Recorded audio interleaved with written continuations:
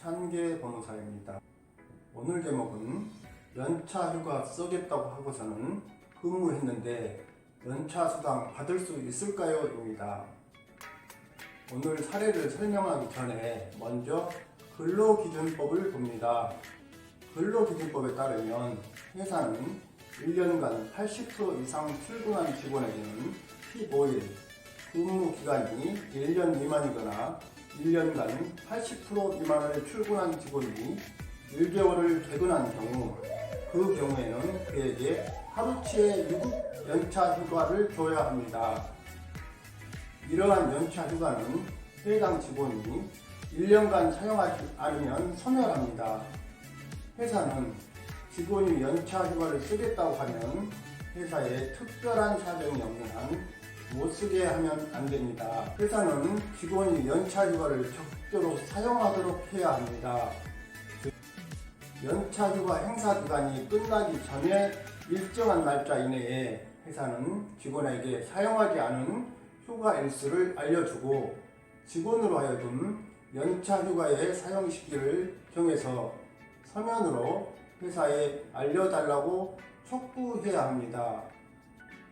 이러한 촉구에도 불구하고 직원이 촉구받은 때부터 10일 내에 사용하지 않은 휴가의 전부 또는 일부의 사용 시기를 정해 회사에 알리지 않으면 회사는 연차 휴가 행사 만료 기간 2개월 전까지 사용하지 않은 휴가의 사용 시기를 정해서 직원에게 서면으로 알려야 합니다.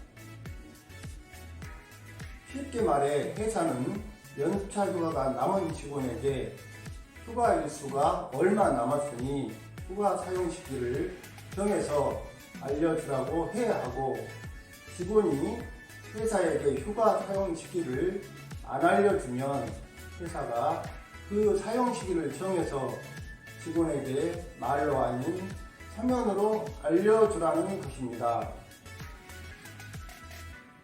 회사가 위에서 말한 모든 조치를 취했음에도 불구하고 직원이 연차 휴가를 사용하지 않으면 그 직원의 연차 휴가는 소멸합니다. 이로써 회사는 그 직원이 사용하지 않은 휴가에 대한 보상 의무가 없어지게 됩니다.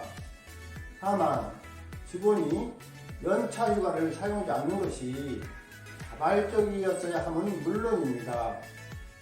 사례에서 무대포 회사는 법이 정한 기간 내에 직원 나 연차 씨에게 연차가 21일 남았으니 휴가 사용 시기를 정해 알려줄 것을 서면으로 통보했습니다. 그러자 나 연차 씨는 남은 휴가 중 11일은 언제부터 언제까지 사용하겠다고 통보했으나 나머지 10일에 대해서는 아무런 통보도 하지 않았습니다.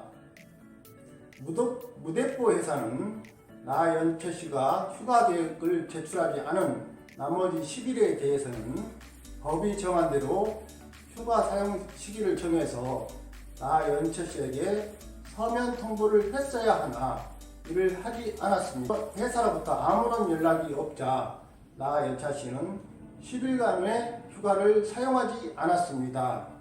한편 나 연차 씨는 사전에 계획했던 연차 휴가 11일 중 하루만을 사용하였고 10일은 사용하지 못했습니다. 왜냐하면 그 10일 중 4일 동안은 회사 업무로 해외 출장을 가야 했고 나머지 6일 동안은 회사에 출근하여 일을 할 수밖에 없는 상황이었기 때문입니다.